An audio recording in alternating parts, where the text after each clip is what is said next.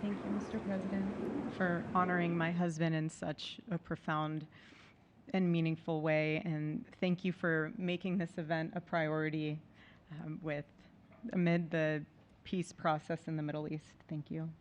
Very grateful. Excuse me. Charlie always admired your commitment to freedom, and that's something that both of you shared. So thank you. Your support of our family and the work that Charlie devoted his life to will be something I cherish forever, so thank you. To our gracious First Lady in her office for making this event possible, thank you as well. It's beautiful. To Vice President and the lovely Usha fans, your friendship has been an unbelievable encouragement. Thank you. And to all our friends and family that are here and watching from all around the world, thank you for loving us. Thank you for praying for us and for believing in what Charlie believed in. And to our Turning Point USA staff and the Charlie Kirk Show staff, we love you more than you could ever know. And to the Turning Point USA chapters that are watching all across America right now, you are the heartbeat of this future and of this movement.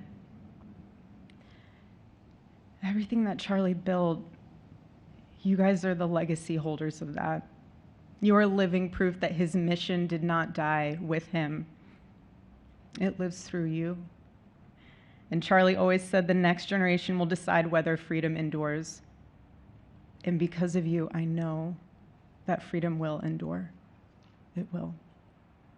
And today we're gathered not only to celebrate Charlie's birthday, but to honor a truth that he gave his entire life to defend, and that's freedom. The very existence of the Presidential Medal of Freedom reminds us that the national interest of the United States has always been freedom. Our founders etched it into the preamble of our Constitution, and those words are not relics on parchment. They are a living covenant. The blessings of liberty are not man's invention, they are God's endowment. Charlie lived for those blessings, not as abstract words, but as sacred promises. He used to love to journal about this topic all the time, and with such a heart postured of gratitude. And he believed that liberty was both a right and a responsibility. And he used to say, freedom is the ability to do what is right without fear. And that's how he lived. He was free from fear. He was free from compromise, free from anything that could enslave his soul. His name, Charles, literally means free man. And that's exactly who my husband was. He was a free man. And from the time I met him, sitting across from him, being interviewed on politics and philosophy and theology, anything that Charlie loved, any topic he loved, and I just saw the fire in his soul, and there was this divine restlessness within him that came from knowing God placed him on this earth to protect something very, very sacred for all of us. And he never stopped fighting for people to experience freedom. He didn't. Charlie often said that without God, freedom becomes chaos. And he believed liberty could only survive when anchored to truth. And I remember in one of his speeches, he told the audience that the opposite of liberty isn't law. He said it's captivity. And that the freest people in the world are those whose hearts belong to Christ. But what's so powerful is that Charlie had the ability to communicate so brilliantly across all generations. And he reminded us that in a world that tells us freedom is doing whatever you want to do, the real freedom is the power to live freely and to do what is right. And in one of his journal entries, he wrote that he wanted everyone to know that you can't have liberty without moral responsibility. Freedom divorced from faith eventually just destroys itself. And what's so fascinating about all of this is looking back these past 12 years of Turning Point USA and his mission, there's almost this veil of sacredness. Because what I realize is that while he was building an organization, he was also building a movement, one that called people back to God, back to truth, and a movement that was filled with courage. And ironically, for a man who impacted millions, Charlie never desired to be the center of attention. He just wasn't. My husband was not a man of extravagance. He loved simple but deeply meaningful things, truly. He loved his late night walks. He loved buying more books than he could ever read because he felt there was no such thing as a book budget. And he loved being able to read to our kids the same bedtime story on repeat because he knew it was their favorite. But to him, that was special. And he loved to sit in the sun on a Saturday morning with his cup of decaf coffee, and his phone was off because he was honoring the Sabbath. And for him, it was that moment to catch his breath and just be in peace because he was unreachable at the moment. And he preferred quiet birthdays. But that never stopped me from telling him. I told him every single year, I said, baby, I love your birthday. I said, because it's the day that God knew the world couldn't go another day without you.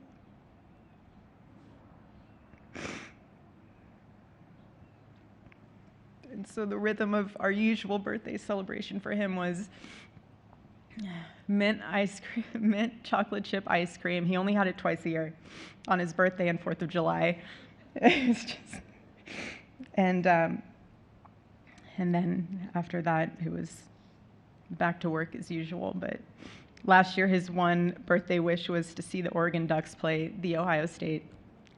And they won. Oregon won that night. And it was by far one of the most memorable nights of his birthday experience of his life until today. And so, honestly, President Trump, I have spent 7.5 years trying to find the perfect birthday gift for Charlie. And it's so difficult. And those of you that have spouses or loved ones, you know how difficult it is sometimes to buy a gift for someone that you love, because he wasn't a materialistic man, so that also did not help. But now I can say with confidence, Mr. President, that you have given him the best birthday gift he could ever have. Thank you.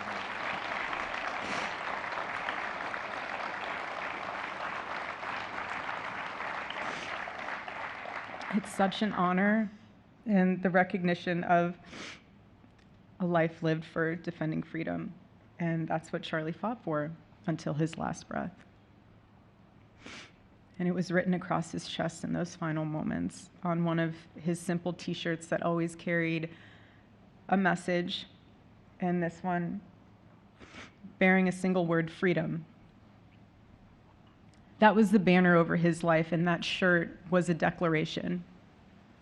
The same declaration he made in every speech, every campus visit, every time he shared the gospel at a church, every sleepless night that he would spend praying for the youth of this nation and planning for the future of our country, and just impressing upon them that when we defend liberty, we defend the soul of our nation.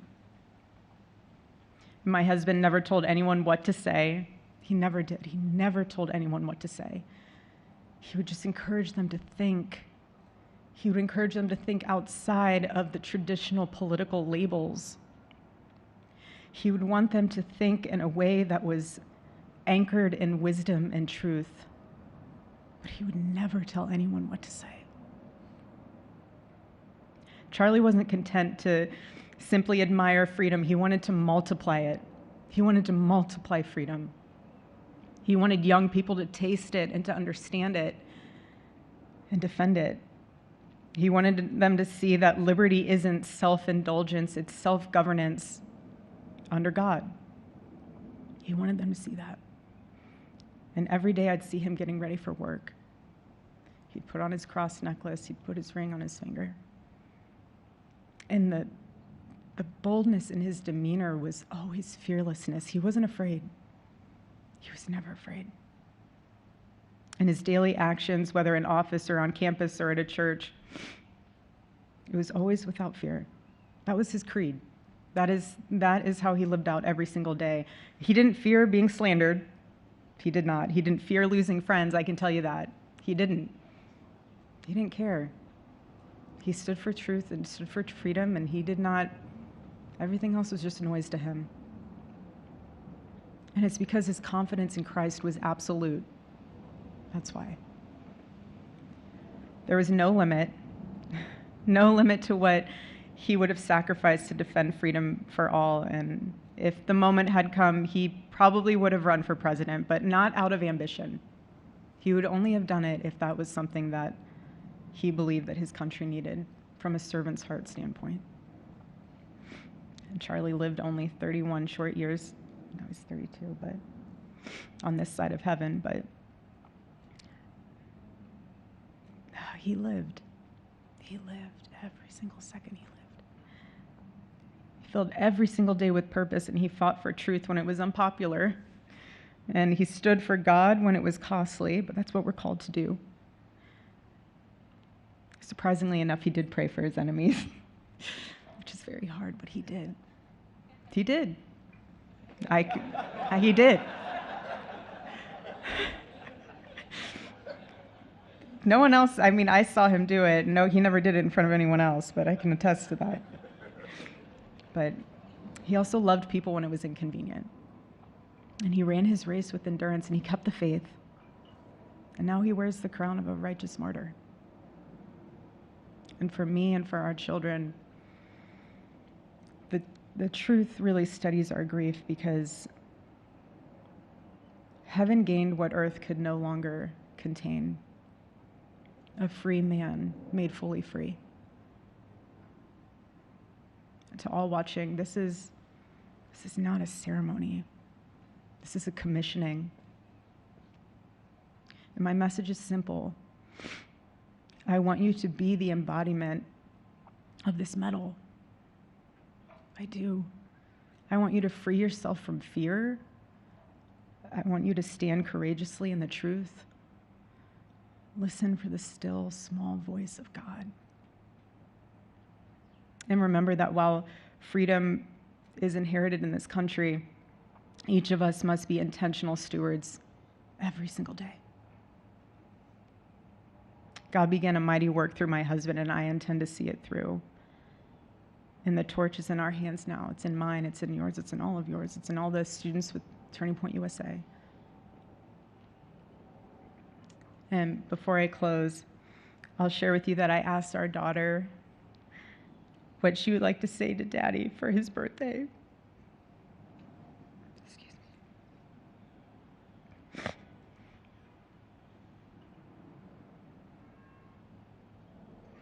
She said,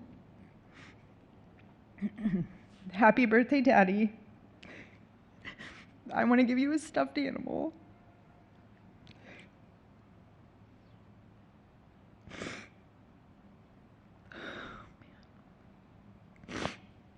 I want you to eat a cupcake with ice cream, and I want you to go have a birthday surprise. I love you," is what she said. And while our son is precious, he can't yet speak, in classic Kirk family fashion, his actions spoke louder than his words, and his gift to you, Charlie, and myself for that matter, was deciding to become the man of the house and be fully potty trained at 16 months. But Charlie, baby, I know that you're celebrating in heaven today, but gosh, I miss you. We miss you, and we love you, and we promise we'll make you proud and Charlie's life was proof that freedom is not a theory, it's a testimony. He showed us that liberty begins not in the halls of power, but in the man of a heart surrendered to God. And so today, as we honor Charlie with this incredible Presidential Medal of Freedom on his birthday, I stand here with tears and just a humbled heart and spirit, because his story reminds us all that to live free is the greatest gift, but to die free is the greatest victory. Happy birthday, my Charlie. Happy Freedom Day. God bless you.